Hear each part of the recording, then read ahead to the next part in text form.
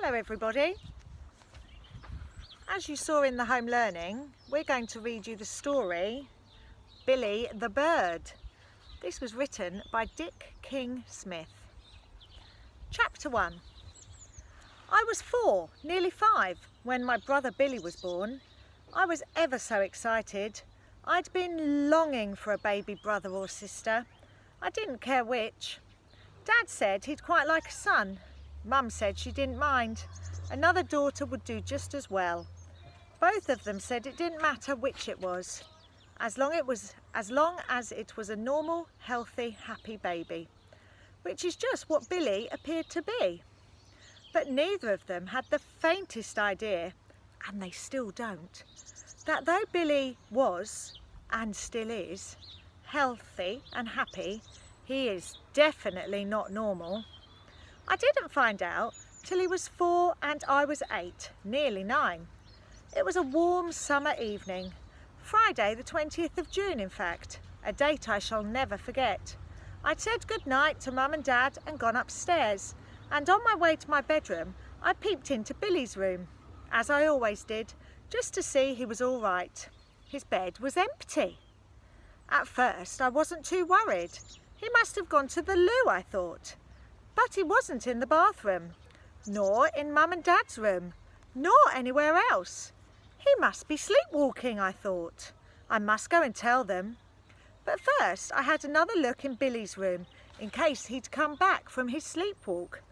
But the bed was still empty. Then suddenly I heard, above my head, a small snore. I looked up, and there I saw Billy, his nose, his tummy, and his toes touching the ceiling. He wasn't walking in his sleep, he was floating in it. You must have all seen pictures on the telly of astronauts inside their spacecraft in orbit beyond the Earth's atmosphere, floating about light as feathers. You must have thought what fun it would be to be able to do that. But of course, because of the pull of gravity, it's not possible down here on Earth for anyone to become weightless. Not possible, that is to say, for any normal person. I remember staring up at my little brother with my mouth wide open, like a fish. I remember the pyjamas he was wearing, blue ones with a pattern of pink rabbits. I remember thinking, thank goodness for the ceiling. Otherwise, who knows how high he might have gone? I remember closing the window very quietly in case he might float out through it, and seeing, as I did so, that the moon had just risen and that it was a full moon, huge and round and creamy. I turned back from the window to see my little brother dropping back down again, fat arms and legs spread like a starfish, and landing softly on his bed, still fast asleep. I must tell Mum and Dad, I thought.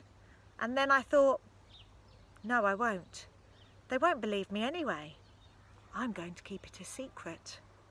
For one thing certain, my girl, I said to myself, there may be millions of girls called Mary, and probably thousands of Marys that have little brothers called Billy.